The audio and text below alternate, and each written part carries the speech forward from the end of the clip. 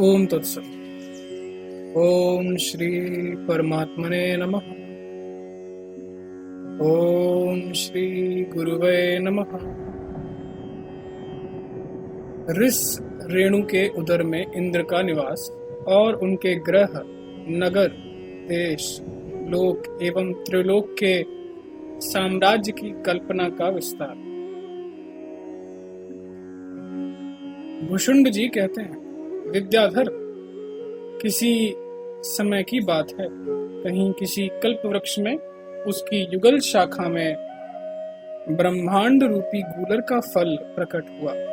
उसके भीतर तीनों लोकों के स्वामी देवताओं के राजा इंद्र उसी तरह निवास करते थे जैसे शहद के छत्ते में मधुमक्खियों का स्वामी। वे गुरु के उपदेश और अपने अभ्यास से अविद्या के आवरण का नाश करके महात्मा हो गए थे। अपने अंतःकरण में सदा परमात्मा के स्वरूप का चिंतन करते रहते थे। पूर्वापर का ज्ञान रखने वाले विद्वानों में उनका सबसे ऊंचा स्थान था। तदनंतर एक समय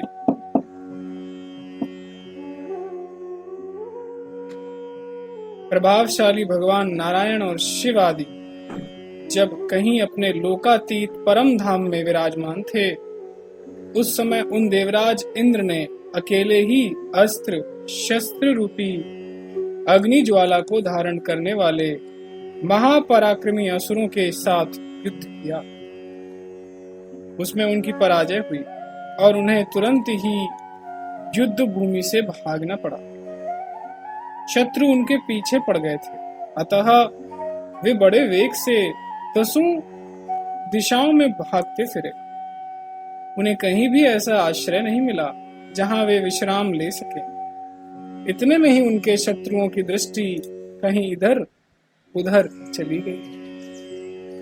उस समय इंद्र को छिपने के लिए थोड़ा सा अवसर मिल गया।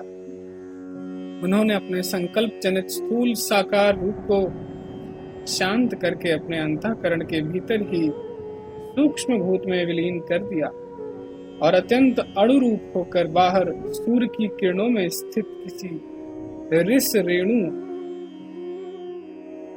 के भीतर संकल्प मात्र से प्रवेश किया। वहां उन्हें शीघ्र ही विश्राम प्राप्त हुआ।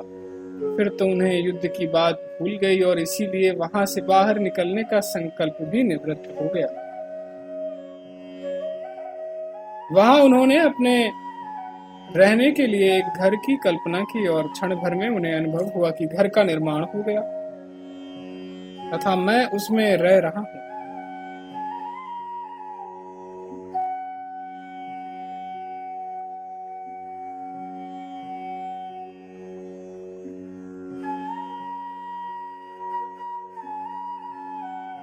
उस संकल्प कल्पित भवन के भीतर एक कमल के आसन पर बैठकर वे उसी तरह आनंद का अनुभव करने लगे जैसे अपने स्वर्गीय सदन में सिंहासन पर बैठकर किया करते थे।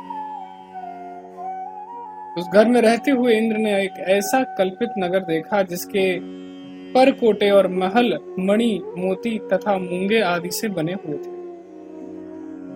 उस नगर के भीतर जाकर देवराज ने जब इधर उधर दृष्टिपात किया तब उन्हें एक देश दिखाई दिया जो अनेकानेक पर्वत, ग्राम, गौशाला, नगर और काननों से सुशोभित था।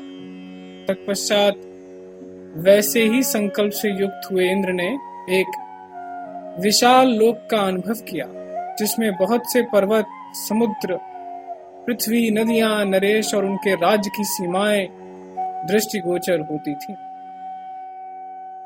वह लोक क्रिया तथा काल आदि की कल्पनाओं से युक्त था।